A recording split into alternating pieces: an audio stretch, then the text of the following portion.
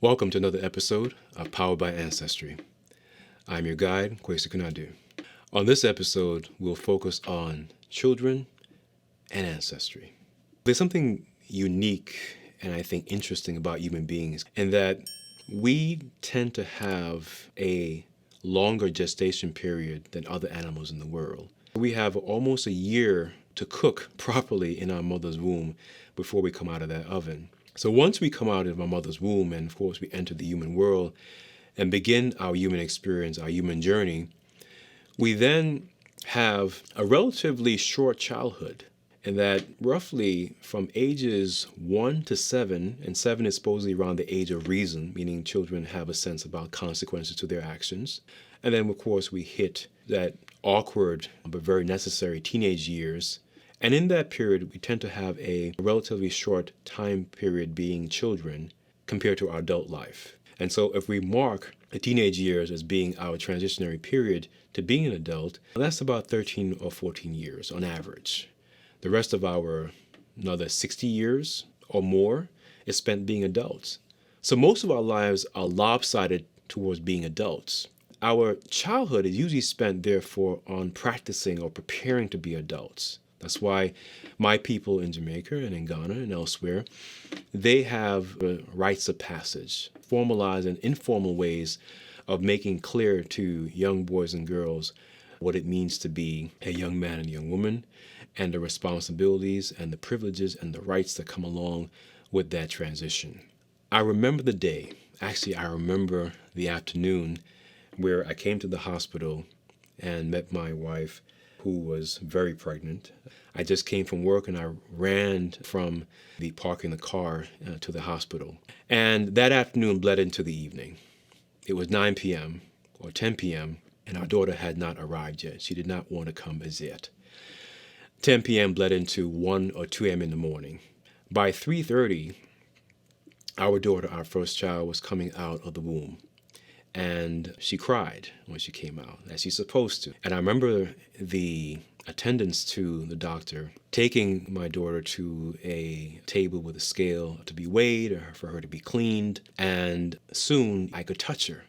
It's one of the most surreal feelings, one of the most out of this world, but within my skin experience in holding new life in your hand just as it comes out of that birth passage. Seeing her face, and of course, she's trying to get used to this new world, the temperature, the climate, these strange creatures that are looking at her.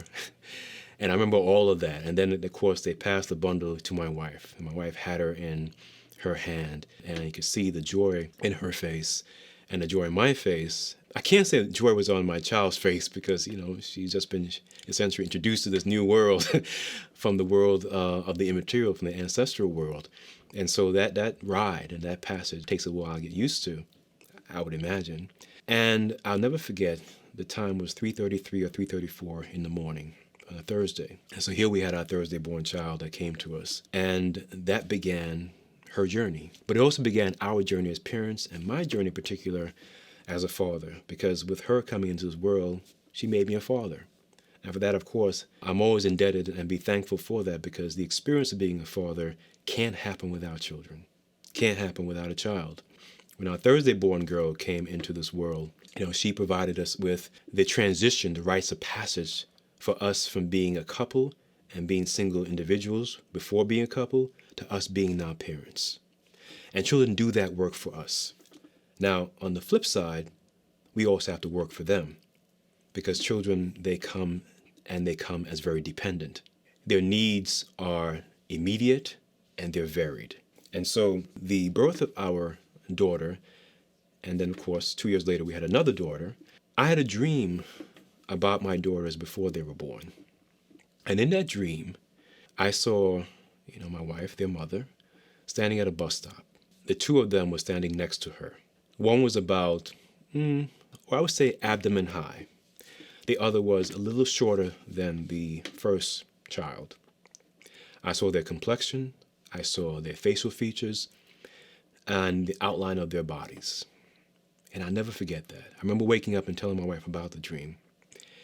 And lo and behold, my daughters are the exact same thing that I saw in my dream. Now, That is an ancestral message. That is, the ancestors knew who they were before they were. And it communicated to me, and therefore my wife, and therefore to us, something about these children that we had to be attentive to. And so, for instance, our firstborn child is my complexion and my wife's complexion, whereas our secondborn daughter is a tad shade less brown than myself and our daughter. And I saw that in the dream. Their heights, the same as in the dream. Now, because they're 2 years older, the height can vary. Children have growth spurts, but their heights are about the same. Even to this day, as they've gotten older and grown more mature, their height is about the same ratio as I saw in the dream. And there are more features that I saw in the dream that has been exactly what I saw months and years before each of them were born. Now, having children and having this ancestral insight also means this. It means that as a father, according to my people, I have a responsibility spiritually for them until they reach the teenage years. And this is how it works. From their birth to teenage years, they have a spiritual personality, really truly who they are. Not simply how they think or how they behave or act, but who they truly are. Think of it as your true self. And that true self has to be nurtured spiritually and protected. And so, as father, my spiritual personality has to act as a guardian or protector of their spiritual personality until the teenage years. Why is that? Because their spirituality doesn't come into its own, doesn't attain sort of a mature form until puberty or thereabout. And so in the meantime, it is my spiritual personality that has to provide a cover, provide a layer of protection and guidance for theirs until it comes into their own. And that's why we'll save an episode for teenage years and ancestry for another time. Because at that point, they begin to come into their own as their own being in terms of their own intelligence, their own attitudes, their own ways of thinking and being, comes into their own in sharper, clearer focus. Whereas in the earlier years, they're still trying to figure things out, figure out who they are, what are they about, and the like. And so that's a very important transition period for myself as father and for them as child and in terms of our daughters as children. And so there is a spiritual component to my role as father related to my children. There's also a cultural role that I perform for my children up until they get into their own. The cultural role is that as they grow into their late teenage years, I begin to sort of move back. My role becomes as advisor and guidance and less as protector, father. Yes, I still will protect them, but not in the same way. They become less dependent on me and their mother. They become a little more autonomous. Essentially, they're growing into themselves. They've always been who they are, but they're growing more into themselves and they need space and room to do so. And sort of at that point, I begin to what? Gradually back up. But up until that point, they are beginning to grow from that person I saw in my dreams into the full selves that they are. But in those years from their birth to their infancy and their adolescence, my wife and I have to be attentive to, as parents, who they really are rather than what we want them to be. Too many parents try to impose either their dream deferred. So for example, let's say I had some fantasy about being an athlete or being a rapper or being an astronaut, and that didn't happen. And so what I try to do then is essentially to make the child be what I wasn't, right? According to my folks and according to what I know from studying my people and their ways, we take a different view. And the view is that we're not there to impose or hoist upon our children what we want them to be. It's actually more so reverse engineering, where we want to figure out and discover who they really are. In a previous episode, I've talked about the conversation that as a being inside of the womb during gestation, there's a conversation that occurred between my creative force and myself in deciding what kind of mission or purpose I will have in this human lifetime. Our job as parents, and my job in particular as a father, but also as a healer, is to figure out, is to find out what is their particular mission and purpose. And it's our job as parents to nurture that mission and purpose, that they never forget, that we hold it to them, and that they grow into it, much like the seed of a plant has all the ingredients of that plant. In fact, the plant is that seed and the seed is that plant. So we want them not to be simply a replica of I or my wife, but for them to be their own seed that grows into their own plant. And that takes some foresight, that takes knowledge of ancestry.